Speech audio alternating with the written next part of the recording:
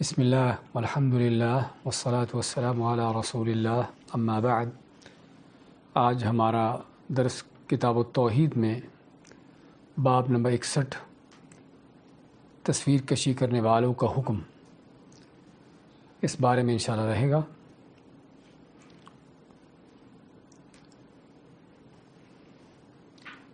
سب سے پہلے تو اس باب کا تعلق کیا ہے کتاب التوحید کے ساتھ؟ تصویر بنانا، تصویر کشی کرنے والوں کا حکم جو مؤلف نے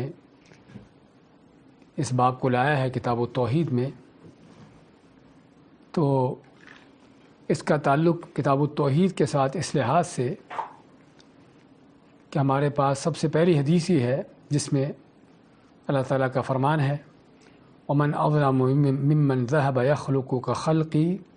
فَلْيَخْلُقُوا ذَرَّةً أَوْ لِيَخْلُقُوا حَبَّةً أَوْ لِيَخْلُقُوا شَعِيرًا۔ اللہ تعالیٰ فرماتا ہے کہ اس سے بڑا ظالم کون ہے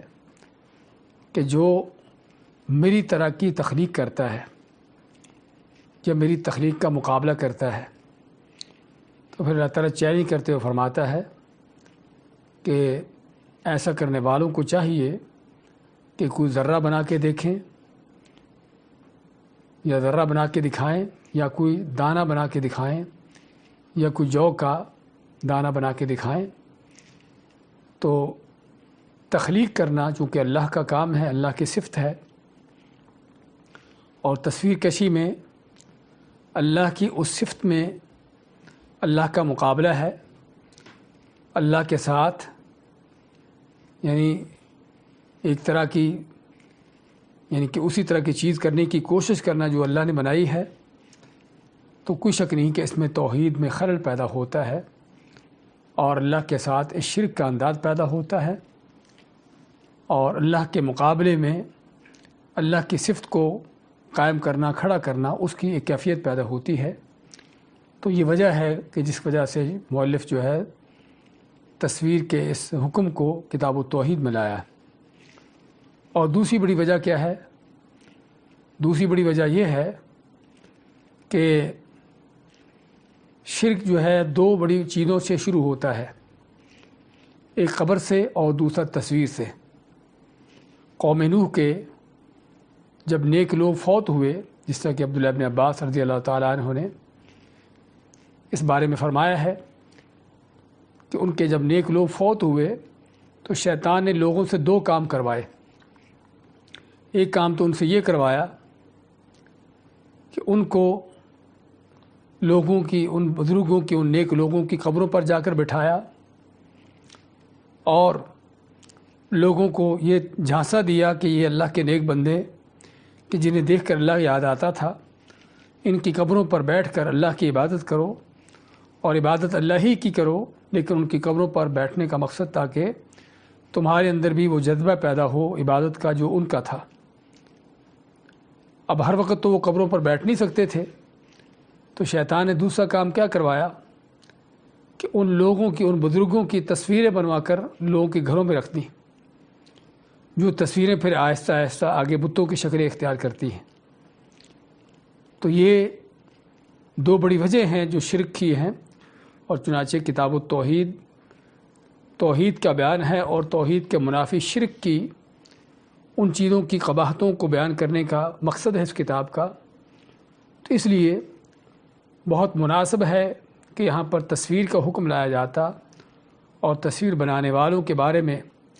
اللہ اس کے رسول کے احکامات بیان کیے جاتے، تاکہ پتہ چلتا کہ تصویر جو ہے اس کا کیا جرم ہے اور شرک پھیلانے میں اس کا کیا کردار رہا ہے۔ تو یہ ہم سمجھتے ہیں کہ بہت اہم ترین مناسبت ہے اس باب کی، اس چیپٹر کی کتاب التوحید کے ساتھ۔ تو ہم پہلے احادیث کو پڑھتے ہیں، اس کے بعد پھر انشاءاللہ ان احادیث کی روشنی میں تصویر کے بارے میں تفصیلات بیان کریں گے کہ اس کے کیا احکامات ہیں۔ مؤلف نے جن احادیث کا ذکر کیا ہے یہاں پر، اس میں سب سے پہلے ابو ہریرہ رضی اللہ تعالیٰ عنہ سے روایت ہے کہ رسول اللہ صلی اللہ علیہ وسلم نے فرمایا قال اللہ تعالی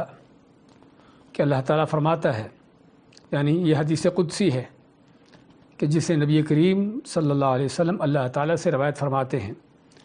اللہ نے فرمایا وَمَنْ أَظْلَمُ مِمَّنْ ذَهَبَ يَخْلُقُ كَخَلْقِي، کہ اس سے بڑھ کر کون ظالم ہے کہ جو میری طرح کی ہی تخلیق کرتا ہے۔ فَلْيَخْلُقُوا ذَرَّةً، ایسا کرنے والوں کو چاہیے کہ کوئی ذرہ بنا کے دکھائیں، چیلنج کیا جاتا ہے۔ اور ذرے سے مراد کیا ہے؟ ذرے سے مراد علماء نے ذرہ بھی لیا ہے جو عام ذرات ہوتے ہیں ہوا میں اڑنے والے، جو کہ دیکھی جانے والی چیزوں میں سب سے چھوٹی چیز نظر آتی ہے، اور بعض علماء نے ذرہ سے مراد چونٹی لی ہے، کیونکہ عربی میں ذر کہتے چھوٹی چونٹی کو، اور ذرہ اس کی جمع ہے۔ تو ذرہ جو ہے یعنی چھوٹی چونٹی بنا کے دکھائیں کہ جس میں جان ہوتی ہے، کیونکہ دوسری احادیث میں آتا ہے کہ اللہ تعالیٰ ان لوگوں کو قیامت کے دن حکم دے گا کہ جو تم نے تصویریں بنائی تھیں ان کے اندر جان ڈالو۔ تو چیلنج بھی اللہ نے ذرہ کے لحاظ سے کیا کہ ذرہ سے مراد جو چھوٹی چونٹی یا ذرہ جس طرح بتایا ہے کہ ہوا میں اڑنے والے ذرات کہ جو بالکل حقیر اور چھوٹی چیز ہوتی ہے۔ تو اللہ ماتا چیلنج کرتے ہوئے کہ ان کو چاہیے کہ ذرہ بنا کر دکھائیں یا وہ چونٹی بنا کر دکھائیں، اور یخلقوا حبہ، یا کوئی دانہ بنا کر دکھائیں۔ وہ دانہ کسی بھی چیز کا ہو، گندم کا ہو، چاول کا ہو، کسی اور چیز کا ہو، تو وہ دانہ بنا کر دکھائیں۔ اور یہاں پر دانہ بنا کر دکھانے کا جو چیلنج ہے وہ دانہ ہے جو رسول کریم صلی اللہ علیہ وسلم کے زمانے میں تھا۔ آج کے وہ مصنوعی دانے نہیں ہیں کہ جو مشینوں سے بنتے ہیں اور جو صرف شکل میں دانہ ہوتا ہے لیکن حقیقت میں نہیں ہوتا، نہ ذائقے میں، اور نہ اس کی حقیقت ہوتی ہے کہ اگر اس دانے کو بویا جاتا ہے تو کیا وہ دانہ اگتا ہے؟ ہاں، اگ نہیں سکتا۔ اس کا مطلب کہ وہ صرف شکل ہے، اس سے بڑھ کر اس کی کوئی کیفیت نہیں ہے۔ لیکن دانے سے مراد جو پرانے زمانے میں نبی اکرم صلی اللہ علیہ وسلم کے زمانے میں جو اصل قدرتی دانے ہوتے تھے کہ جو دانے باقاعدہ بونے سے اگتے تھے، تو ایسا دانہ بنا کر دکھائیں۔ اور یخلقوا شعیرہ، اب شاعرہ کے معنی جو کا دانہ، وہ بھی انہی میں شامل ہے، لیکن چونکہ عربوں کے ہاں اور خصوصاً رسول کریم صلی اللہ علیہ وسلم کے ماحول میں شعیر کا، جو کا سب سے زیادہ استعمال ہوتا تھا، تو اللہ تعالیٰ نے اس کا چیلنج کیا کہ جو کا دانہ بنا کر دکھائیں۔ اس کے بعد اگلی حدیث ہے، سیدہ عائشہ صدیقہ رضی اللہ تعالیٰ عنہا روایت فرماتی ہیں کہ رسول کریم صلی اللہ علیہ وسلم نے فرمایا مصوروں کے بارے میں، تصویر والوں کے بارے میں، کہ اشد الناس عذابا یوم القیامہ الذین یضاہئون بخلق اللہ، کہ سب سے شدید ترین عذاب قیامت کے دن جن لوگوں کو ہوگا وہ لوگ ہیں کہ جو اللہ کی تخلیق کی مشابہت کرتے ہیں۔ الذین یضاہئون کا جو لفظ ہے ضاحا یضاہو، کسی کے مقابلہ میں کوئی کام کرنا، کسی سے ملتا جلتا کام کرنے کی کوشش کرنا۔ اللہ نے یہود و نصارہ کا ذکر کیا، اتخذوا احبارهم ورهبانهم اربابا من دون اللہ والمسیح ابن مریم۔ تو اس کے بعد کیا فرمایا اللہ نے کہ یہود و نصارہ اپنے علماء درویشوں کو رب بنا کر اور مسیح ابن مریم کو رب بنا کر مشرکین کی مشابہت کرتے ہیں۔ تو یہاں پر بھی اللہ تعالیٰ فرماتا ہے کہ اس سے سب سے بدترین عذاب اور سخت سے سخت ترین عذاب ان لوگوں کو ہوگا قیامت کے دن کہ جو اللہ کی تخلیق کی مشابہت کرتے ہیں، یعنی اسی طرح کی تصویریں بنانے کی کوشش کرتے ہیں۔ اور تیسری حدیث جو ذکر کرتے ہیں مؤلف، عبداللہ ابن عباس رضی اللہ تعالیٰ عنہ کہتے ہیں کہ میں نے رسول اللہ صلی اللہ علیہ وسلم کو فرماتے ہوئے سنا، کل مصور فی النار۔ اور حقیقت میں اس حدیث کی بیک گراؤنڈ ہے، ایک حدیث کی بیک گراؤنڈ کیا ہے، اس کے بارے میں سعید ابن ابی الحسن روایت کرتے ہیں کہ ابن عباس رضی اللہ تعالیٰ عنہ کے پاس ایک آدمی آیا اور آ کے کہنے لگا کہ میں تصویریں بناتا ہوں، اور بعض روایات میں ہے کہ اس نے کہا کہ میرا کام تصویریں بنا کر بیچنا ہے، یعنی میرا کاروبار یا میرا بزنس ہی یہی ہے۔ تو مجھے اس بارے میں بتاؤ کہ یہ کام کیسا ہے۔ تو ابن عباس اس کو کہتے ہیں کہ ادنو منی، میرے قریب ہو جاؤ۔ جب وہ تھوڑا قریب ہوا تو ابن عباس فرماتے کہ اور قریب ہو۔ جب تھوڑا اور قریب ہوا تو ابن عباس اس کے سر پہ ہاتھ رکھتے ہیں اور فرماتے ہیں انبئک بما سمعت رسول اللہ صلی اللہ علیہ وسلم، کہ میں تمہیں وہ بات بتاؤں گا جو میں نے نبی کریم صلی اللہ علیہ وسلم سے سنی۔ آپ نے کیا فرمایا؟ آپ فرماتے ہیں کہ کل مصور فی النار، کہ ہر تصویر بنانے والا جہنم میں ہے۔ یجعل له بکل صورت صورها نفس يعذب بها فی جہنم، کہ جو اس نے جتنی بھی تصویریں فوٹو بنائے ہوں گے، قیامت کے دن اللہ تعالیٰ ہر تصویر کو ایک جان دے کر کیا جہنم میں اس کے ساتھ رکھے گا، کہ جو اس کو جہنم کے اندر آگ کے عذاب کے ساتھ ساتھ مزید اس کو عذاب دیں گے۔ یعنی آدمی نے جو تصویریں بنائی ہوگی، فوٹو بنائے ہوں گے، اللہ تعالیٰ قیامت کے دن ان تصویروں کو زندہ کر کے انسان کے ساتھ جہنم میں ڈالے گا، اور یہ تصویریں جس چیز کی ہوں گی، کسی انسان کی ہے یا جانور کی ہے، مزید اس شخص کو جہنم کے اندر اللہ کی طرف سے عذاب دینے کا ذریعہ ہوں گے۔ اور اس کے بعد ابن عباس فرماتے ہیں ان کنت ولا بد فاعلا فاصنع الشجر وما لا نفس له، اور فرماتے ہیں کہ اگر تو نے لازمی کرنا ہی ہے کام، تصویر کشی کا ہی کرنا ہے کام، تو ایسی تصویریں بناؤ کہ جس میں جان نہ ہو، جس طرح کے درخت وغیرہ ہیں، اس طرح کی چیزیں، کوئی پہاڑ ہے، کوئی مندر ہے، کوئی درخت ہیں، ایسی چیزیں بناؤ کہ جس میں جان نہ ہو۔ اس کے بعد مؤلف ذکر کرتے ہیں ابن عباس کی دوسری حدیث کہ رسول کریم صلی اللہ علیہ وسلم نے فرمایا من صور صورۃ فی الدنیا کلف ان ینفخ فیہا الروح ولیس بنافخ۔ صحیح بخاری کے اس حدیث میں فرماتے ہیں آپ صلی اللہ علیہ وسلم کہ جس نے کوئی بھی دنیا میں تصویر بنائی تو قیامت کے دن اس کو حکم دیا جائے گا کہ جو تو نے تصویریں بنائی ہیں ان میں روح ڈالو، جو تصویریں تم نے بنائی ہیں ان میں جان ڈالو، اور وہ آدمی اس میں جان نہ ڈال سکے گا۔ یعنی اللہ تعالیٰ اس سے ایسا کام کرنے کا مطالبہ کرے گا جو اس کے لیے ممکن نہ ہوگا، اور یہ اس کے لیے ایک ذلت کے طور پر، اہانت کے طور پر، اور اس کے لیے ایک عذاب کے طور پر، کہ آدمی جب وہ کام نہ کر سکے گا تو اللہ کی طرف سے عذاب کا مستحق ہوگا۔ اس کے بعد اگلی حدیث ذکر کرتے ہیں ابو الحیاج الاسدی، جن کا نام حیان ابن حسین تھا رحمۃ اللہ علیہ، جو تابعین میں سے ہیں، وہ کہتے ہیں کہ مجھے سیدنا علی رضی اللہ تعالیٰ عنہ نے فرمایا، مجھے بھیجا اور فرمایا الا ابعثک علی ما بعثنی علیہ رسول اللہ صلی اللہ علیہ وسلم، کیا میں بھی تمہیں اس کام کے لیے نہ بھیجوں کہ جس کام کے لیے مجھے نبی کریم صلی اللہ علیہ وسلم نے بھیجا؟ تو کیا فرمایا؟ اللہ تدع صورۃ الا طمستھا، کہ تمہیں جو بھی کوئی تصویر نظر آتی ہے اس کو مٹا دو، ولا قبرا مشرفا الا سویتہ، اور جو بھی قبر تمہیں اونچی نظر آتی ہے اس کو برابر کر دو۔ تو سیدنا علی رضی اللہ تعالیٰ عنہ فرماتے ہیں کہ مجھے نبی کریم علیہ السلام نے اس کام کے لیے بھیجا، تو سیدنا علی اپنے اس شاگرد کو ابو الحیاج اسدی کو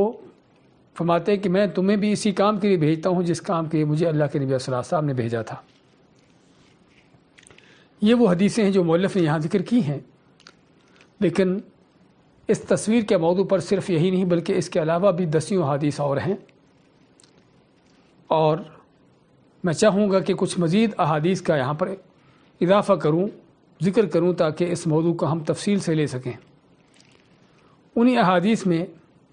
سیدنا جابر ابن عبداللہ رضی اللہ تعالیٰ عنہ کی حدیث ہے، جس میں فرماتے ہیں کہ نہا رسول اللہ صلی اللہ علیہ وسلم عن الصورۃ فی البیت ونہا ان یصنع ذلک۔ فرماتے ہیں کہ نبی کریم صلی اللہ علیہ وسلم نے تصویر گھر میں رکھنے سے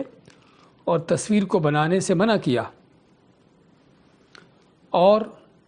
اسی طرح ام المؤمنین عائشہ رضی اللہ تعالیٰ عنہ کی حدیث ہے، فرماتی ہیں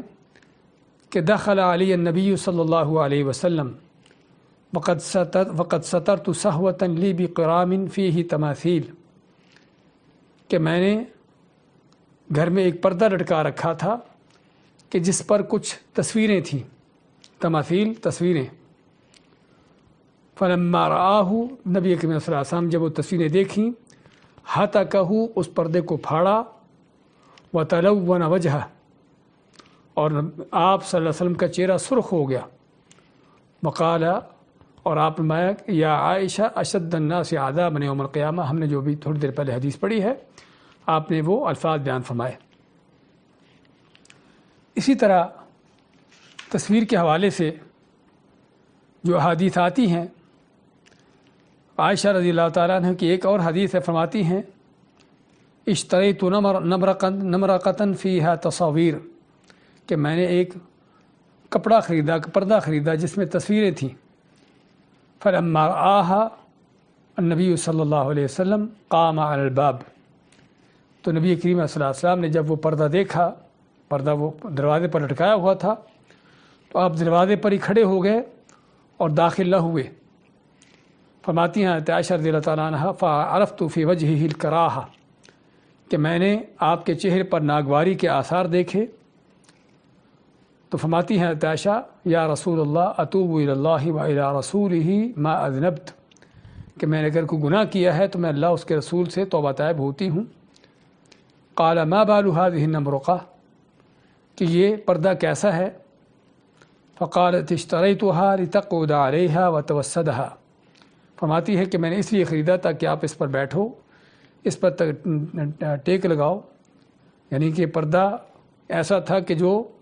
یعنی کہ تکیے کی شکل میں تھا۔ فقال ان اصحاب هذه الصور يعذبون يوم القیامہ، کہ یہ تصویریں بنانے والے قیامت کے دن ان کو عذاب ہوگا۔ وَيُقَالُ لَهُمْ أَحْيُوا مَا خَلَقْتُمْ، اور ان کو کہا جائے گا جو تم نے بنایا تھا اس کو زندہ کرو۔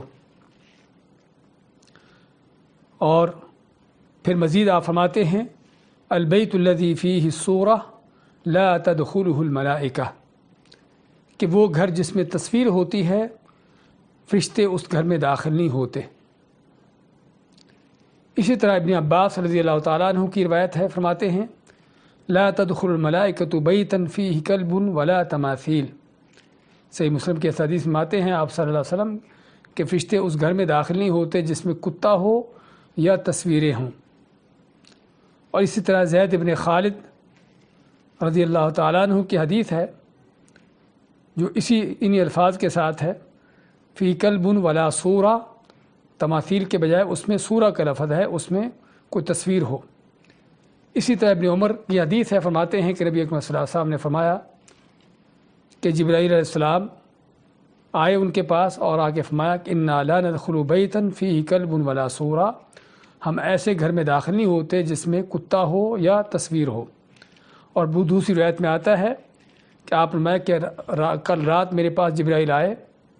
یا جبرائیل فرماتے ہیں کہ میں کل رات آپ کے پاس آیا اور گھر میں آنا چاہتا تھا لیکن میں گھر میں داخل نہ ہوا، کس لیے کہ دروازے پر کوئی پردہ تھا جس میں تصویریں تھیں اور گھر میں کتا تھا۔ اور فرمایا جبرائیل علیہ السلام نے کہ اللہ نے ہمیں منع کیا ہے ایسے گھر میں داخل ہونے سے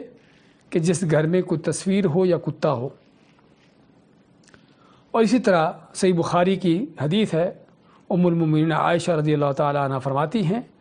کہ نبی کریم علیہ السلام گھر میں کسی طرح کی کوئی صلیب یا کوئی تصویر نہیں چھوڑتے تھے بلکہ اس کو توڑ دیتے، اس کو مٹا دیتے تھے۔ اور اسی طرح اسامہ بن زید رضی اللہ تعالیٰ عنہ فرماتے ہیں کہ رسول کریم صلی اللہ علیہ وسلم کعبہ میں داخل ہوئے تو وہاں پر آپ نے تصویریں دیکھیں، آپ نے ایک پانی کا ڈول منگوایا اور اس پانی کے ساتھ آپ ان تصویروں کو مٹانے لگے، اور ساتھ آپ کیا فرماتے ہیں قاتل اللہ قوما یصورون ما لا یخلقون،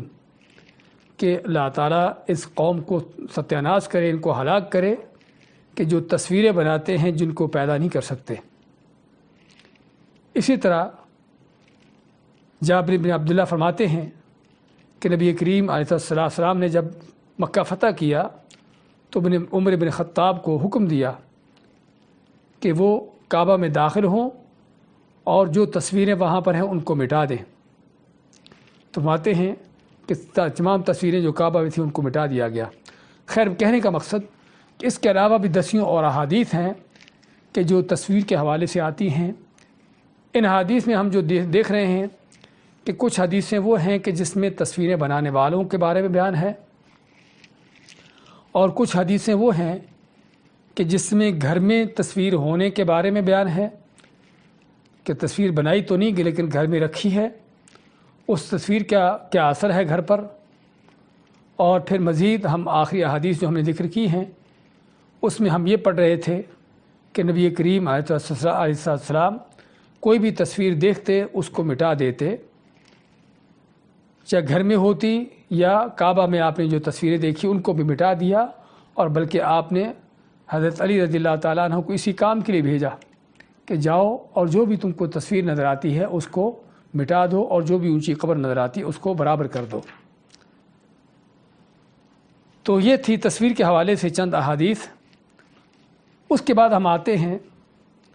کہ تصویر کے حوالے سے تفصیلات کیا ہیں۔ تصویر یا فوٹو کے حوالے سے کبھی تصویر ایسی ہوتی ہے کہ جو بت نما ہوتی ہے، جس کے عربی میں کہتے ہیں لہو ظل، کہ ایسی تصویر جس کا سایہ ہو، یعنی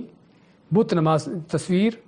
چاہے وہ کسی دیوار پر بت کی شکل میں بنی ہو یا الگ سے بت بنا کر رکھی گئی ہو۔ اور کبھی تصویر ہوتی ہے کہ جو صرف ان کے ڈیزائننگ کی گئی ہے، رنگ بھرے گئے ہیں اور شکل بنائی گئی ہے لیکن وہ ایک فوٹو کی شکل ہے۔ تو یہ دو بڑی تصویر کی شکلیں جو قدیم زمانے سے چلی آئی ہیں۔ اب بعض علماء کا کہنا ہے کہ وہ تصویر حرام ہے کہ جو بت کی شکل میں ہے، بت نما ہے، اور اس پر تو سبھی علماء کا اتفاق ہے کہ اگر بت کی شکل میں کوئی تصویر ہے تو وہ حرام ہے، ناجائز ہے، کسی بھی مقصد کے لیے کیوں نہ بنائی گئی ہو۔ ہم بلکہ آگے بیان کریں گے کہ تصویر بنانے کے احکامات کیا کیا ہیں۔ لیکن وہ تصویر جو کہ بت کی شکل میں نہیں ہے، صرف اس کی وہ رنگ بھرے گئے ہیں یا شکل بنائی گئی ہے، ہاں اس کے بارے میں بعض علماء کا کہنا ہے کہ یہ وہ تصویر نہیں کہ جو حرام ہو، جو منع حدیث میں وہ بت نما ہے۔ اور انہیں یہ کہاں سے لیا ہے کہ بعض احادیث میں جو تماثیل کا لفظ آتا ہے، اور تمثال کا لفظ اصل جو ہے بت پر استعمال ہوتا ہے،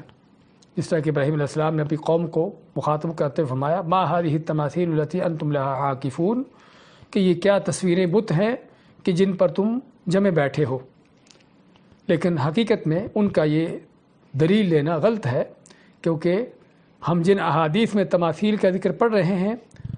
اس میں ذکر ہے وہ تماثیل کہاں پر تھی؟ پردے پر تھیں۔ تو پردے پر وہ تصویریں ہوں گی، نہ کہ بت لٹکے ہوں گے۔ تو اس لیے ان تصویروں کو ہی تماثیل کا نام دیا گیا، بتوں کا نام دیا گیا ہے، اگرچہ وہ گھڑے ہوئے بت نہ تھے۔ تو علی کل حال تصویر جو ہے چاہے وہ یعنی کہ بت نما ہو، بت کی شکل میں ہو، اس میں تو کوئی شک نہیں، کسی کا اختلاف نہیں حرام ہونے میں۔ لیکن اگر ویسے بھی بنائی گئی ہے، ہاتھ سے خصوصاً اس کی ڈیزائننگ کی گئی ہے، تو اس پر بھی تقریباً امت کے جمہور علماء کا یہی کہنا ہے کہ تصویریں جو ہاتھ سے بنائی جاتی ہیں کہ سبھی کے سبھی حرام ہیں۔ اور ایک تیسری تصویر کی شکل ہے جو کیمرے سے بنتی ہے، جو آج کل کی جو ٹیکنالوجی ہے اس سے بنتی ہے۔ تو کیا کیمرے کی تصویر کا وہی حکم ہے کہ جو ہاتھ سے بنائے ہوئے جو ڈیزائننگ کی ہوئی ہے اس کا حکم ہے؟ ہاں، بعض علماء جس طرح کہ شیخ ابن عثیمین ان کا کہنا ہے کہ اگر کیمرے سے تصویر ہے تو یہ صرف ایک ظل ہے، ایک سایہ ہے کہ جس کو آپ نے کیمرے میں محفوظ کیا ہے، آپ نے اس کی ڈیزائننگ اس طرح کی چیز خود نہیں کی۔ اس لیے اس تصویر کا حکم جو ہے، اس کو بنانے کے لحاظ سے صرف اس تصویر کا حکم جو ہے وہ ہاتھ سے بنانے کی طرح نہیں ہوگا۔ لیکن حقیقت میں اگرچہ شیخ ابن عثیمین رحمۃ اللہ علیہ ہمارے بڑے شیوخ میں سے ہیں، لیکن ان کا یہ قول جو ہے احادیث کے لحاظ سے دیکھا جائے تو ان کے قابل نظر ہے، کیونکہ وہی کام جو پہلے وقتوں میں ہاتھوں سے کیا جاتا تھا، ہاتھوں سے ڈیزائننگ ہوتی تھی، آج کی ٹیکنالوجی کے ساتھ وہی کام کیمرے سے اور مشین سے ہو رہا ہے۔ تو دونوں میں کوئی فرق نہیں، بلکہ اگر کوئی کہنے والا یہ کہے کہ کیمرے کی تصویر میں اللہ کی زیادہ مشابہت ہو رہی ہے، اللہ کا زیادہ مقابلہ بازی ہو رہی ہے کہ جو ہاتھ میں نہیں تھی، تو یہ کوئی بعید چیز نہیں بلکہ حقیقت ہے۔ اور پھر یہ بھی اگر فرض کیا جائے کہ اگر آج ایسی کوئی مشین بنا دی جائے کہ جس میں پتھر کا ٹکڑا ڈالا جائے یا کوئی لکڑی کا ٹکڑا ڈالا جائے اور اس مشین کو اس انداز سے اس کو کی گئی ہو کہ وہ مشین ایک بت بنا کر پتھر کا یا لکڑی کا ہمارے سامنے نکال دے، تو کیا ہم کہیں گے یہ بت جو ہے اس کا بنانا جائز اور صحیح ہے؟ ہاں، اس میں کوئی شک نہیں، کسی کا اختلاف نہیں کہ بت حرام ہے، چاہے وہ مشین نے بنایا ہے۔ تو کہنے کا مقصد تو تصویر جو ہے، چاہے وہ کیمرے کی ہو، چاہے ہاتھ سے ڈیزائننگ اس کی گئی ہو، وہ سبھی تصویر کے حکم میں آتی ہے، اور جب تک وہ تصویر کے نام سے ہے، تصویر کے حکم میں ہے، تصویر کے نام سے ہے، اس کا تصویر کا حکم ہوگا، اور جو تصویر کے حرام ہونے کا حکم ہے وہ اس کے لیے وہ حکم جاری ہوگا، چاہے وہ کیمرے سے ہو، چاہے وہ ہاتھ سے ڈیزائننگ کی گئی ہو۔ اس کے علاوہ مزید تیسری چیز اور بھی ہے، اور وہ ہے ویڈیو کی تصویر۔ ایک وہ تصویر ہے جو ثابت ہوتی ہے، پرنٹ ہوتی ہے کسی پیپر پر، کسی چیز پر۔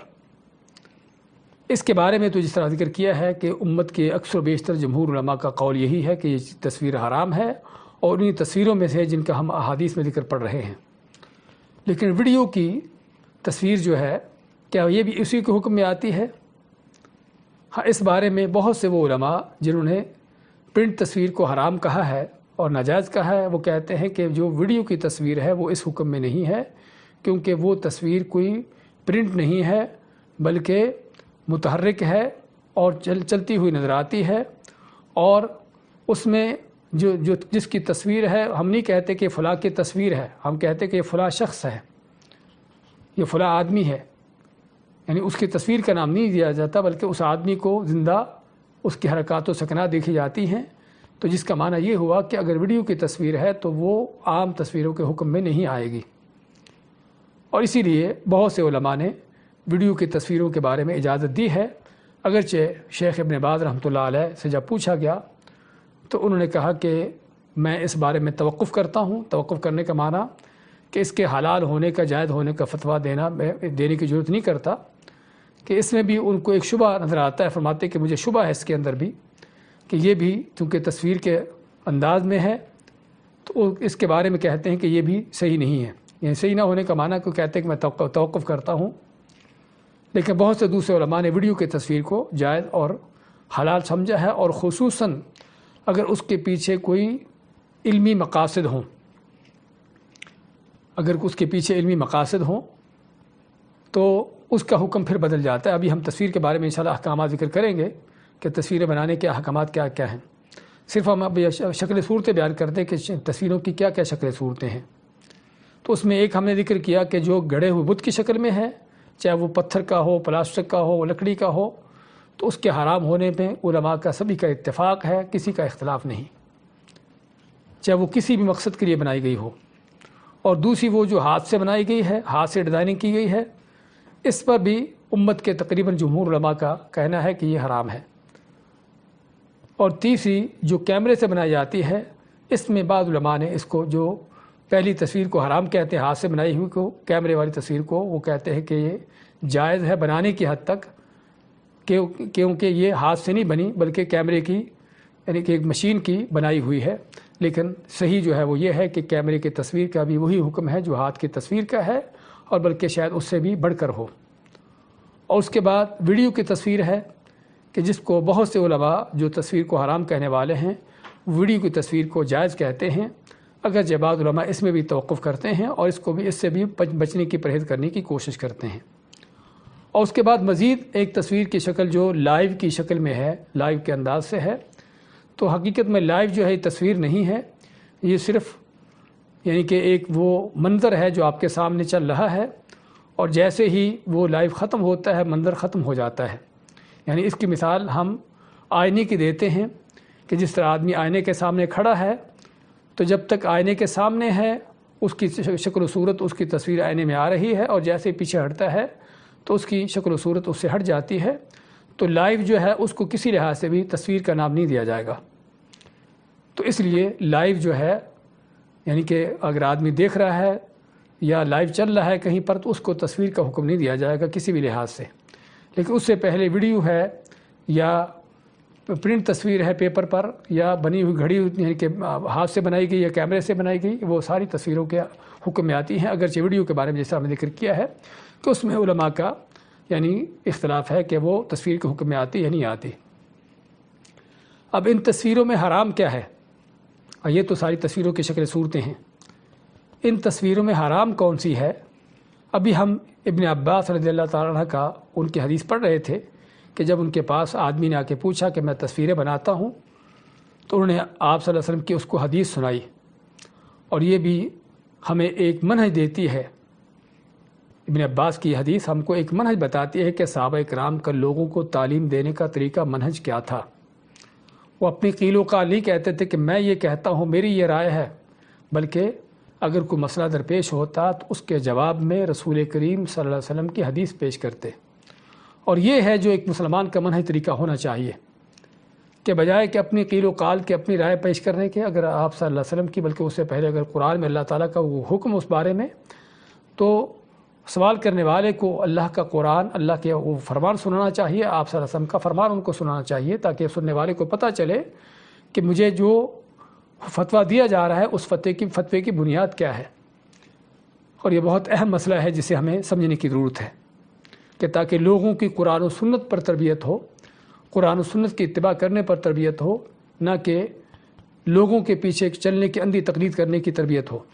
جو کہ آج ہمارے ماحول معاشرے میں یعنی کہ پائی جاتی ہے۔ تو خیر کہنے کا مقصد تو ابن عباس نے اس شخص کو رسول اکرم صلی اللہ علیہ وسلم کی حدیث سنائی کہ ہر تصویر بنانے والا جہنم میں ہے، اور قیامت کے دن جو اس نے تصویریں بنائی ہوں گی ان سبھی میں جان ڈال کے اللہ تعالیٰ اس کو جہنم میں ڈالے گا ان کے ساتھ، اس آدمی کے ساتھ، اور اس کو عذاب دیں گی۔ اور پھر اس کو آخر میں فرماتے ہیں ابن عباس کہ اگر تم نے یہ تصویر کا کام کرنا ہی ہے تو ایسی چیزوں کی تصویریں بناؤ جس میں جان نہ ہو۔ اور پھر مثال دیتے ہیں فصنع الشجرہ وما لا نفس لہ، کہ درخت بناؤ اور جس میں جان نہ ہو۔ اب درخت بنانا یا جس میں جان نہ ہو، اس کے معنی کیا ہے؟ یہاں پر بھی بعض علماء کا کہنا ہے کہ ہر وہ چیز جس میں یعنی کہ کسی طرح سے جان ہو، جس میں کس طرح کی جان ہو، وہ چیز بھی بنانا منع ہے، جس طرح کے درخت ہے یا کوئی پودے ہیں، پھل پھول ہیں، اس طرح کی چیزیں کہ جس میں ایک طرح کا جان کا مادہ پایا جاتا ہے، اس کی نشو و نما ہوتی ہے، پیداوار ہوتی ہے، اور جب وہ بالکل ختم ہو جاتے ہیں، ڈیڈ ہو جاتے ہیں، تو ان کی کیفیت بدل جاتی ہے۔ تو خیر کہنے کا مقصد بعض علماء کا کہنا ہے، جس طرح کہ امام مجاہد جو بہت بڑے مفسر ہیں، ان کا کہنا ہے کہ حتیٰ کہ ایسی چیزوں کی تصویریں بنانا بھی جائز نہیں کہ جس کے اندر کوئی نشو و نما ہوتی ہو، پودوں کی شکل میں، پھلوں کی شکل میں، پھولوں کی شکل میں۔ ہاں پتھر بنا سکتے ہو، دیوار بنا سکتے ہو، پہاڑ بنا سکتے ہو، اس طرح کی چیزیں بنا سکتے ہو کہ جس کے اندر کوئی جان کا مادہ نہ ہو، لیکن جس کے اندر جان کا مادہ ہو ایسی تصویریں بھی وہ اسی حکم میں آتی ہیں۔ اور ان کے قول کی دلیل کیا ہے؟ ان کے قول کی پہلی حدیث جو ہم نے پڑھی تھی، اللہ تعالیٰ جس میں چیلنج کرتے ہیں، فرماتا اللہ تعالیٰ فَلْيَخْلُقُوا ذَرَّةً أَوْ لْيَخْلُقُوا حَبَّةً أَوْ لْيَخْلُقُوا شَعِيرًا، کہ تصویریں بنانے والے تو اللہ کے مقابلہ کرنے والے ان کو چاہیے کہ کوئی دانہ بنا کے دکھائیں، کوئی جو کا دانہ بنا کے دکھائیں۔ اب جو کا دانہ یا کوئی دوسرا دانہ وہ ایسی چیز ہے کہ جس کے اندر کوئی ایک مادہ ہے جس وجہ سے وہ اس کی نشو و نما ہوتی ہے، وہ اس کی اپنے جب اس کو بویا جاتا ہے تو وہ نکلتا ہے، پھلتا پھولتا ہے۔ تو کہنے کا مقصد امام مجاہد فرماتے ہیں کہ یہ چیز بھی، اس کی تصویر بنانا بھی منع ہے۔ ہاں ایسی چیز کی تصویر بنا سکتے ہو کہ جس کے اندر روح نہ ہو، اور بلکہ دوسرے الفاظ سے بعض علماء نے کہا ہے کہ ایسی چیز کی تصویر جو خود انسان نے بنائی ہو، جس طرح کی گاڑی ہے، مکان ہے، کوئی بھی ایسا کسی جو خود انسان کے اپنے ہاتھ کی بنائی ہوئی چیز ہے، اس کی اگر تصویر بنا لے تو یہ جائز ہے۔ لیکن وہ چیز جو اللہ کی پیدا شدہ ہے، اور خصوصاً جس کے اندر کوئی جانی مادہ ہے، چاہے وہ حیوان ہے، انسان ہے، یا اس کی نشو و نما کا اس کے اندر پہلو ہے، تو ایسی چیزوں کی تصویریں بنانا کہتے ہیں کہ ناجائز ہے، لیکن جو صحیح قول ہے اللہ عالم یہ ہے کہ ہر وہ چیز جس کے اندر روح ہو، جان ہو، جس طرح کہ انسان ہے یا کوئی حیوان ہے، کوئی پرندہ ہے، تو یہ وہ چیزیں ہیں کہ جس کو منع کیا گیا ہے، کیونکہ حدیث میں اگلی حدیث میں ہم نے کیا پڑھا ہے کہ اللہ تعالیٰ قیامت کے دن اس آدمی کو کہے گا جس نے تصویریں بنائی ہیں کہ جو تم نے بنائی ہیں احیو ما خلقتم، ان کو زندہ کرو، ان میں جان ڈالو، اور دوسری حدیث میں ان میں روح ڈالو، ولیس بنافخ، اور اس میں روح نہ ڈال سکے گا، جس میں واضح طور پر اس چیز کا بیان ہوا ہے کہ جن تصویروں سے، جن چیزوں کی تصویروں سے منع کیا گیا ہے وہ ایسی چیزوں کی تصویریں ہیں کہ جس کے اندر جان ہو، روح کا مادہ ہو، چاہے وہ انسان ہو یا کوئی حیوان ہو، کچھ بھی ہو ایسی چیزیں، تو یہ چیزیں بنانا، ان کی تصویریں بنانا منع ہے۔ لیکن جو بے جان چیزیں ہیں یا تو بالکل پتھر اور اس طرح کی چیزیں مٹی کی طرح بے جان ہیں، یا پھر درخت اور پودوں کی طرح، تو ان کی تصویریں بنانا اس میں کوئی حرج کی بات نہیں، وہ جائز ہیں۔ اس کے بعد مزید تصویر کا حکم کیا ہے؟ ان احادیث میں ہم نے جو پڑھا ہے اس سے ہمیں تصویر کے بارے میں احکامات ملتے ہیں۔ سب سے پہلی چیز تو یہ ہے کہ کبھی تصویر کا بنانا کفر ہوتا ہے، تصویر کو بنانا کفر تک جا پہنچتا ہے۔ وہ کب ہے کہ اگر تصویر بنانے سے مراد یعنی بت بنایا گیا ہے تاکہ اس بت کی پوجا کی جائے، یا کوئی تصویر بنائی گئی ہے پرنٹ تصویر ہی کہ تاکہ اس کی پوجا کی جائے، جس طرح کہ آج دیکھتے ہیں آپ بتوں کے پجاری ہندو وغیرہ، کبھی ان کے پاس بت نہیں ہوتے تو انہوں نے اپنے سامنے تصویریں رکھی ہوتی ہیں، اپنے دیویوں کی، دیوتاؤں کی تصویریں رکھی ہوتی ہیں۔ تو اگر کوئی تصویر ایسی بنائی گئی ہے، چاہے وہ گڑھی ہوئی تصویر ہے بت کی شکل میں، یا کوئی ہاتھوں سے یا کسی کیمرے یا مشین سے بنائی گئی پرنٹ تصویر ہے کہ جس کا مقصد بنانے کا اس کی پوجا کرنا ہے، تو کوئی شک نہیں کہ یہ کفر کا کام ہے، کیونکہ اللہ کے ساتھ شرک اکبر ہے۔ اور اسی طرح کفر کی کیفیت ہوتی ہے تصویر بنانے کی کہ جب کوئی آدمی تصویر بناتا ہے کسی چیز کی اور تصویر بنانے کے بعد کہتا ہے کہ میری یہ تصویر بنائی ہوئی اللہ کی جو بنائی ہوئی تخلیق مخلوق ہے اس سے بہتر ہے۔ اگر کوئی تصویر بناتا ہے کسی فرض کرو انسان کی، کسی جانور کی، کسی چیز کی، پرندے کی، اور تصویر بنا کے کہتا ہے کہ فرض کرو یہ میں نے جو تصویر بنائی ہے کسی انسان کی، فلاں شخص کی تصویر جو بنائی ہے، میری بنائی ہوئی تصویر اللہ کی دی ہوئی تصویر سے زیادہ بہتر ہے، تو کوئی شک نہیں کہ یہ بھی کفر کی بات ہے، کفر کا کلمہ ہے کہ اللہ کا مقابلہ بھی کیا، اور مقابلہ کرنے کے بعد اپنے کیے ہوئے کام کو اللہ کے کام سے بہتر قرار دے دیا۔ تو یہ اگر تصویر بنانے کا یہ انداز ہے تو یہ انسان کو کفر تک پہنچا دیتا ہے۔ اس کے بعد باقی جو تصویروں کے ہم نے سارے احکامات دیکھے ہیں، تصویر بنانے کا بنائی جو تصویروں کے ساری چیزیں ہیں، یہ تصویر کا بنانا کیا ہے؟ یہ تصویر کا بنانا کبیرہ گناہ ہے، گناہ کبیرہ میں سے ہے، کبائر میں سے آتا ہے۔ اور کبائر میں سے کیوں ہے؟ کیونکہ اللہ تعالیٰ نے ایسے لوگوں کے لیے قیامت کے عذاب کی دھمکی دی ہے، اور میں کہ سب سے بدترین اور سب سے سخت ترین عذاب ایسے لوگوں کو ہوگا۔ اور بلکہ اللہ تعالیٰ پہلی حدیث میں کیا فرماتا ہے کہ اس سے بڑا ظالم کون ہے جو یہ کام کرتا ہو، اور تیسری حدیث میں ایسے لوگوں کو جہنم میں انہی تصویروں کے ذریعے سے عذاب دیا جائے گا۔ اور اس طرح کی ساری وعیدیں اس بات کی دلیلیں ہیں کہ تصویر کا بنانا کیا ہے؟ یہ کبیرہ گناہ ہے۔ اور آج ہم یہ موضوع جو لے رہے ہیں حقیقت میں بڑا حساس موضوع ہے، وہ اس لحاظ سے کہ سابقہ زمانوں میں تصویریں بنانے والے کچھ شاد و نادر لوگ ہوتے تھے۔ پہلے تو صرف بعض ایسی جگہ ہوتی تھی جہاں پر عام طور پر آدمی جا کے تصویر بناتا تھا، اور وہ بھی اپنے کسی خاص مقصد کے لیے۔ اس کے بعد پھر کیمرے جب عام ہو گئے تو بہت سے لوگوں نے وہ کیمرے خریدے اور تصویر کشی کا کام شروع کر دیا۔ لیکن آج موبائل آنے کے بعد ہر ہاتھ میں موبائل ہے، اور ہر آدمی تصویر کشی کا کام اس پر لگا ہوا ہے۔ تو بات کر رہے تھے کہ تصویر کا بنانا کیا ہے؟ اصل یہ ہے کہ حرام ہے، اصل یہ ہے کہ ناجائز ہے، بلکہ گناہ کبیرہ ہے، اور گناہ کبیرہ کہ جس سے انسان کو توبہ طائب ہونے کی ضرورت ہے۔ لیکن یہاں پر ہم دیکھیں گے کہ تصویر کی مقصد کیا ہے بنانے کا۔ اگر تو اس کا مقصد کسی ضرورت کے تحت بنانا ہے، تصویر اس لیے بنائی ہے کہ اس کو بنانے کی کچھ ضرورت ہے، آپ کو کسی اپنے کارڈ کے لیے، پاسپورٹ کے لیے، کسی اور اپنے ڈاکومنٹس کے لیے آپ کو تصویر چاہیے، آپ خود اس کی تصویر بنا رہے ہیں، کسی سے تصویر بنوا رہے ہیں، اور ایسی تصویر ہے کہ جس کی آپ کو ضرورت ہے اور آپ پر لازم کیا جاتا ہے کہ آپ یہ تصویر لاؤ، تو شرعی قاعدہ کلیہ کیا ہے؟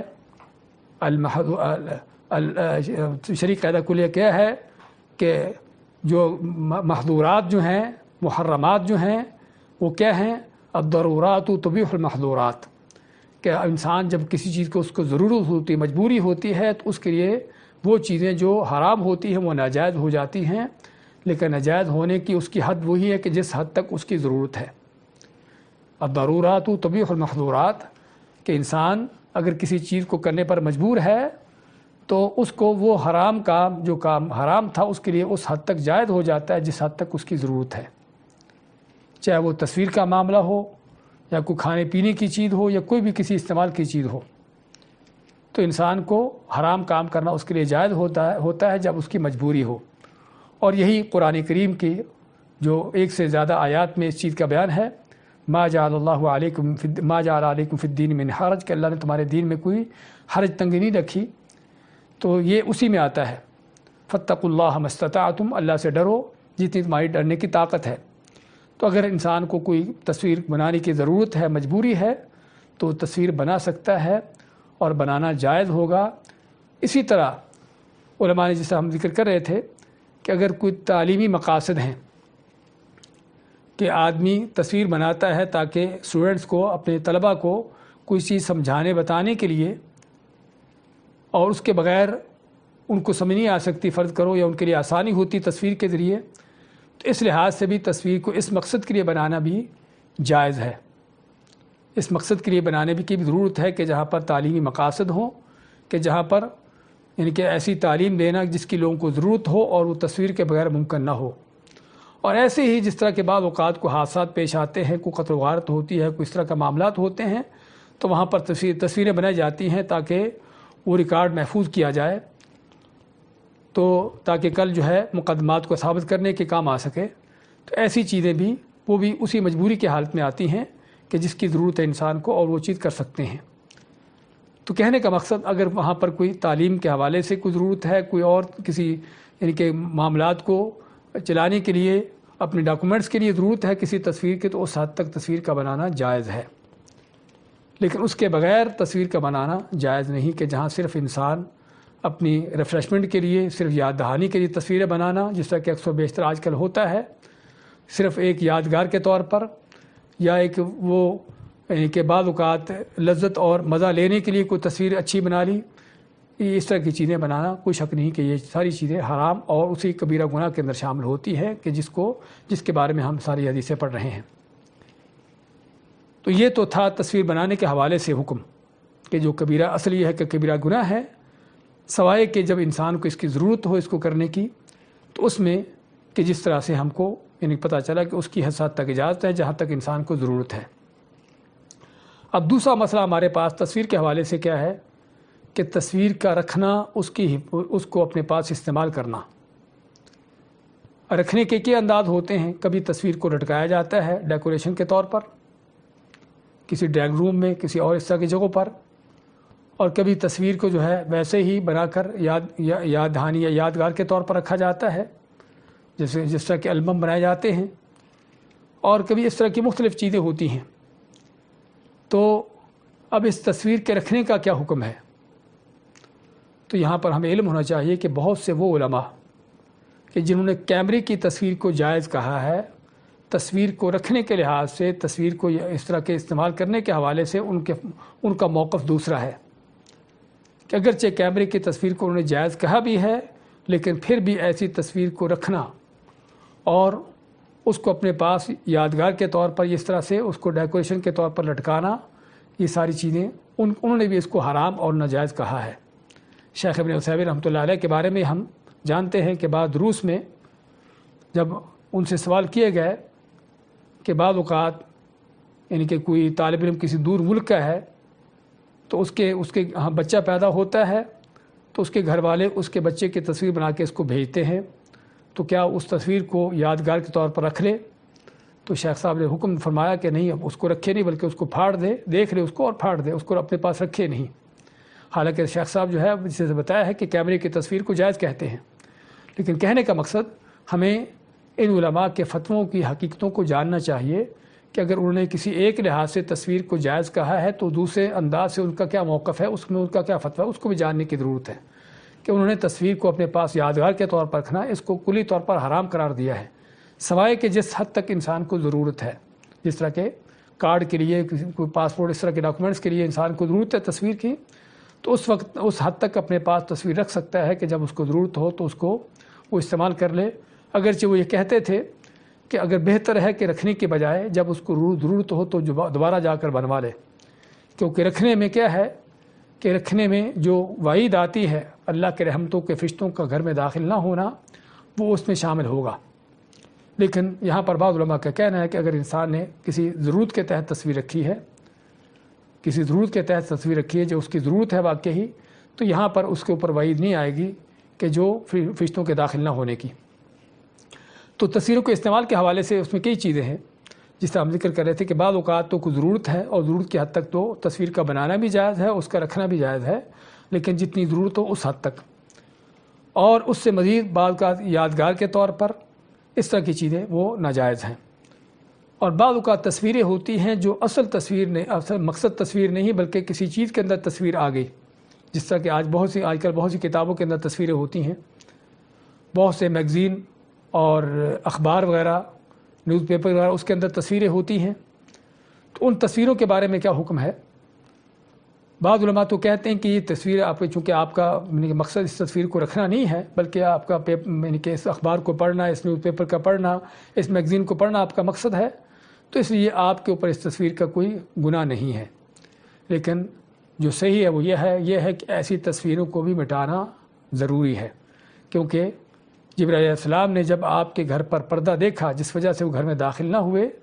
تو آپ کو کیا فرمایا کہ اس پردے کو، یعنی کہ اس پردے پر جو تصویریں ہیں اس کو کیا کرو، فمر براس التمثال یقطع فیسیر کہیئۃ الشجر۔ فرماتے ہیں جبرائیل علیہ السلام نے آپ صلی اللہ علیہ وسلم کو فرمایا کہ آپ حکم دو کہ وہ جو تصویریں ہیں پردے میں اس کا سر کاٹ دیں، یعنی سر کو اتار دیا جائے، اور سر اتار کے باقی جسم یعنی کہ اس کے ہاتھ پاؤں بازو وغیرہ رہ جائیں، تو جس سے وہ ایک یعنی کہ درخت کی شکل میں نظر آئے، انسان کی شکل میں نظر نہ آئے، تو یہ جائز ہے۔ تو کہنے کا مقصد اگرچہ یہ پردے پر تصویر تھی جس طرح کہ وہ مقصود یعنی کہ اس تصویر کا مقصد نہ تھا، لیکن اس کو بھی جبرائیل علیہ السلام نے جب دیکھا تو گھر میں داخل نہ ہوئے، اور دوسری حدیث میں جب آپ صلی اللہ علیہ وسلم نے دیکھا تو آپ بھی گھر میں داخل نہ ہوئے، اور جو ہے اس پر ناراضگی کا اور ناگواری کا اظہار کیا، جو اس بات کی دلیل ہے کہ تصویر چاہے یادگار کے طور پر بھی کیوں نہ ہو، ڈیکوریشن کے طور پر بھی کیوں نہ ہو، یا کسی بھی انداز سے کیوں نہ ہو، وہ سبھی کی سبھی ناجائز اور حرام ہیں۔ اگر اجازت ہے تو صرف اس حد تک تصویر کی اجازت ہے جس حد تک انسان کو ضرورت ہے، تو ضرورت کے تحت آدمی رکھ سکتا ہے، ورنہ اگر بغیر ضرورت کے گھر میں جو تصویر رکھی ہے، لٹکائی ہے، ایسی چیزیں کی ہیں، اس وجہ سے کیا ہے کہ گھر میں فرشتے داخل نہیں ہوتے، اور فرشتوں کا داخل نہ ہونا حقیقت میں کیا ہے، یہ ایک طرح کی اللہ تعالیٰ کی طرف سے انسان کے لیے سزا ہے کہ رحمتوں کے فرشتے اگر داخل نہیں ہوں گے تو گھر میں کون ہوں گے؟ گھر میں پھر شیطان بسیں گے، اور جب گھر میں شیطان بسیں گے اور شیطانوں کا راج ہوگا تو پھر اس گھر میں کیا خیر و برکت ہوگی، کیا رحمتیں نازل ہوں گی؟ تو اس لیے گھر میں فرشتوں کا داخل نہ ہونا، رحمتوں کے فرشتوں کا داخل نہ ہونا ایک انسان کے لیے بہت بڑی وعید ہے۔ تو خیر بات کر رہے تھے آج کا ہمارا یہ موضوع تصویر کے حوالے سے، کہ جس میں یعنی کہ یہ اہم ترین چیزیں ہمارے سامنے آتی ہیں کہ جس سے ہمیں پتہ چلتا ہے کہ کس قدر ہمیں ان چیزوں کے بارے میں جاننے کی اور ان کی احکامات کو سمجھنے کی ضرورت ہے۔ تصویروں کو رکھنے کے حوالے سے مزید تفصیلات کیا ہیں کہ اگر تو تصویر رکھی ہے ایسے شخص کی کہ جس شخص کا آپ کے دل میں کوئی عزت احترام ہے، تعظیم ہے، تو کوئی شک نہیں کہ یہ شرک کے زمرے میں آتی ہے اور ایسی تصویر کا رکھنا حرام ہے۔ اسی طرح وہ تصویر جو یعنی کہ مزہ لینے کے لیے یا یادگاری کے طور پر رکھی ہے، تو ایسی چیزیں بھی رکھنا حرام ہے، اور ایسی تصویر رکھنے سے فرشتے گھر میں داخل نہیں ہوتے۔ اور جبکہ وہ تصویریں کہ جن کے اندر جو تصویر تو ہے لیکن ان تصویروں کی اہانت ہو رہی، توہین ہو رہی ہے۔ اور یہاں پر ہمارے پاس مسئلہ آتا ہے بچوں کے کھلونے کی تصویریں، بچوں کے کھلونے کی تصویریں، تو کیا یہ بھی جائز ہیں یا ناجائز ہیں؟ تو جمہور علماء کہتے ہیں کہ بچوں کی جو کھلونوں پر تصویریں ہیں کہ یہ جائز ہیں، کیونکہ بچے ان کو پھینکتے ہیں، ان کو گراتے ہیں اور تصویروں کی توہین ہوتی ہے، تو اس لیے ایسی تصویروں کے بارے میں کوئی حرج نہیں۔ لیکن بہتر یہ ہے کہ آدمی ایسی تصویروں سے بھی گریز کرے، کہیں یہ نہ ہو کہ رحمتوں کے فرشتے اس طرح کی تصویروں کی وجہ سے گھر میں داخل نہ ہوں، کیونکہ اگر ہمیں اجازت دی گئی ہے تو اس تصویر کی اجازت دی گئی ہے کہ جس کی ضرورت ہے، تو بچوں کے کھلونوں پر اس طرح کی چیزوں پر تصویریں ہونا اس کی ضرورت نہیں ہے، تو ان چیزوں سے بھی انسان کو بچنا چاہیے۔ اس کے علاوہ تصویر کے حوالے سے یہ بھی ہے کہ بعض اوقات کپڑوں پر تصویریں ہوتی ہیں، کپڑوں پر، قمیض پر یا یعنی کہ پجامے پر، اس طرح کی چیزوں پر، شرٹ پر کوئی تصویریں ہوتی ہیں، اور جس طرح کے بعض اوقات، بلکہ بعض اوقات یعنی کہ مارکے اور اس طرح کی جو یعنی کہ ان کے لحاظ سے یعنی کہ ایسی تصویر ہوتی ہے جس میں ان کے مارکے کا ذکر ہوتا ہے یا ان کے مارکے کی نشانی ہوتی ہے، تو کہنے کا مقصد ایسی تصویریں بھی کپڑوں پر ہونا ناجائز اور حرام ہے، بلکہ بعض علماء کہتے ہیں کہ ایسے شخص کی نماز ہی نہیں ہوتی جس میں تصویر ہو۔ اگر کپڑوں پر تصویر ہو تو اس سے نماز ہی نہیں ہوتی، اور اگر آدمی نے کپڑوں پر تصویر ہے اور نماز پڑھی ہے تو اس کو نماز کو دہرانے کی ضرورت ہے، جس سے پتہ چلتا ہے کہ تصویر کا معاملہ کس قدر خطرناک ہے اور کس قدر ہمیں اس سے اپنے آپ کو بچانے کی ضرورت ہے۔ اس کے بعد آخر میں تصویر بنانے والے کے حوالے سے یا تصویروں کو استعمال کرنے کے حوالے سے جو ہم نے احادیث میں پڑھا ہے، ہم نے اس میں کیا چیزیں پڑھی ہیں کہ سب سے بدترین عذاب ان لوگوں کے لیے ہے قیامت کے دن، اور ان کو حکم دیا جائے گا کہ اپنی بنائی ہوئی تصویروں کے اندر روح ڈالیں، لیکن وہ ڈال نہ سکیں گے، جو اللہ کی طرف سے ان کے لیے ایک سزا ہوگی۔ اور پھر ہر بنائی ہوئی تصویر کو قیامت کے اللہ تعالیٰ جہنم میں ڈال کر انسان کے ساتھ رکھے گا اور اس کو عذاب دیں گے، اور تصویریں بنانے والے کے لیے جہنم کی وعید، اور بلکہ پانچویں کہ ایسا کرنے والوں کے اوپر اللہ کی لعنت۔ اور یہ ساری چیزیں ہم تصویر کے حوالے سے جو اس قدر یعنی سخت نوٹس دیکھتے ہیں اسلام کا کہ بنانا ہو یا رکھنا ہو، اس کا استعمال کرنا ہو، اور اس کو جہاں بھی ملے اس کو مٹانا ہو، جہاں بھی نظر آئے اس کو مٹانا ہو، تو یہ ساری چیزیں کیوں ہیں؟ جس طرح ہم نے شروع میں ذکر کیا، کیونکہ شرک کی بنیاد ان تصویروں سے اور قبروں سے ہوتی ہے، اس لیے اسلام نے ان چیزوں کو یعنی کہ حتی الامکان کوشش کی ہے کہ ان کو ختم کیا جائے، ان کو مٹایا جائے، ان کو یعنی کہ ان کا سلسلہ ختم کیا جائے۔ تو علی کل حال آج کے ہمیں دور میں، آج کے موبائلوں کے دور میں، اس سوشل میڈیا کے دور میں، جب کہ تصویر عام ہو چکی، اور بلکہ تصویر کے بنانے میں، اس کو رکھنے میں کس طرح کا گناہ کا پہلو ہی باقی نہیں رہا، ہمیں ضرورت ہے ان حدیثوں کو سامنے لانے کی۔ ان حدیثوں کے اندر جو خطرناک پہلو بیان کیا گیا ہے تصویروں کے حوالے سے، اس کو جاننے کی کہ کبیرہ گناہ ہے، کوئی چھوٹا سا گناہ نہیں ہے، اور اس کے رکھنا بھی، اس کی سزا کیا ہے، کم از کم اگر زیادہ نہیں تو رحمتوں کے فرشتوں سے انسان کا محروم ہو جانا اور شیطانوں کا آ جانا، تو یہ بہت بڑی انسان کے لیے وعید ہے کہ جس سے انسان کو بچنے کی ضرورت ہے اور اللہ سے توبہ طائب ہونے کی ضرورت ہے۔ تو تصویر کا اگر استعمال کرنا ہے تو صرف اپنی ضرورت کی حد تک، یا جہاں تک کوئی بڑا یعنی علمی فائدہ ہو کہ جو بغیر تصویر کے حاصل نہ ہو سکتا ہو، تو یہ وہ یعنی کہ مقصد ہے کہ جہاں پر اسلام نے ہمیں اجازت دی ہے۔ اس کے علاوہ ہمیں تصویر کے اس معاملے سے بچنے کی ضرورت ہے، اور لوگوں کو اس بارے میں واضح نصیحت کرنے کی ضرورت ہے کہ جس میں لوگ آج اس دور میں بالکل اس میں لاپرواہی کا شکار ہو چکے ہیں، اور تصویر کی حرمت اور اس کے اندر گناہ کا پہلو بالکل ختم ہو چکا ہے۔ تو ضرورت ہے ہمیں ان حدیثوں کو خود بھی یاد کرنے کی، لوگوں کو بتانے کی، تاکہ پتہ چلے کہ یہ کتنا بڑا جرم ہے، کتنا بڑا گناہ ہے، اور اس میں لاپرواہی جو ہے اللہ کے عذاب کو دعوت ہے، اور انسان کے لیے طرح طرح کی دنیا آخرت کی جو ہے اللہ کی طرف سے عذاب اور لعنتوں کا موجب ہے۔ تو ضرورت ہے انسان کو ان چیزوں سے بچنے کی اور لوگوں کو اس بات سے بچانے کی۔ بارک اللہ فیکم و جزاکم اللہ خیر۔ اللہ تعالی ہم کو نیکی کی توفیق عطا فرمائے اور اس طرح کے گناہوں سے دور رہنے کے، بچنے کی توفیق عطا فرمائے۔ بارک اللہ فیکم۔